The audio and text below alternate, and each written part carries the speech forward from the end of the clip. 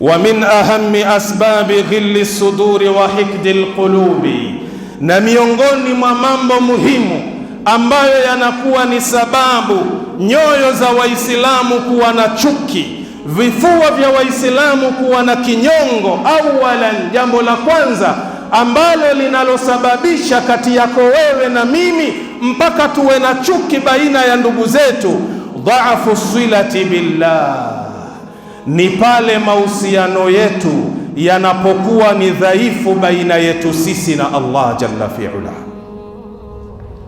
Mahusiano yako yanapokuwa ni dhaifu baina yako wewe na Allah jalla fi'ala, fahamu hii ni sababu inayopelekea ili uweze kuwa na kinyongo katika kifua chako na katika moyo wako.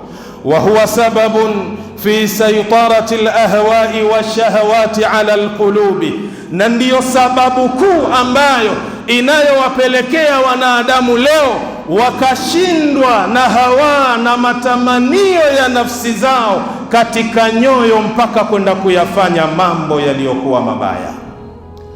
bal huwa mad'atun limtila'i alqulubi ghaydan wa hikdan, bali jambo hilo la kuwa mbali na Allah jalla fi'ala linapelekea kwenda kujaza nyoyo za wanadamu ghaydan wa hikdan, chuki na kinyongo baina ya ndugu zako Waislamu, wa baghinatan ala al-akharin, na inapelekea pia kuwachukia watu wengine.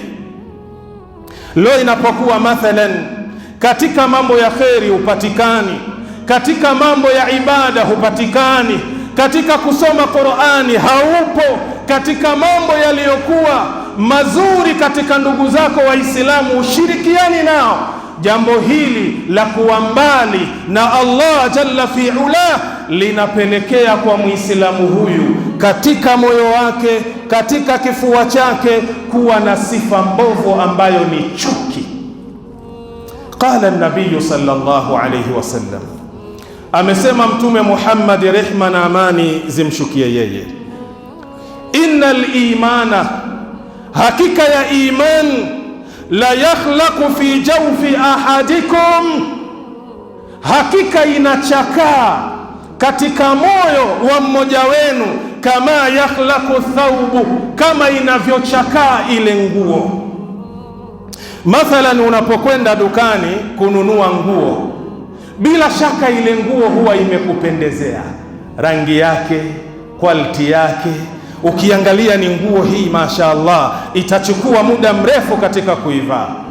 Nguo ile unapoendelea kuivaa, kawaida yake rangi yake huwa inaanza kufifia, kila inapovaliwa, ikichafuka, ikifuliwa, rangi yake inachakaa, rangi yake inachakaa. Huu ndio mfano wa imani ya Muislamu. Kadiri anavyoishi katika maisha yake, imani yake pia huwa inarudi chini, kama mfano wa ile nguo inavyochakaa pindi inapokuwa mpya. Fasalullah, Mtume anasema muombeeni Allah an yujaddida al-imana fi qulubikum, aweze kuifanya upya ile imani katika nyoyo zenu.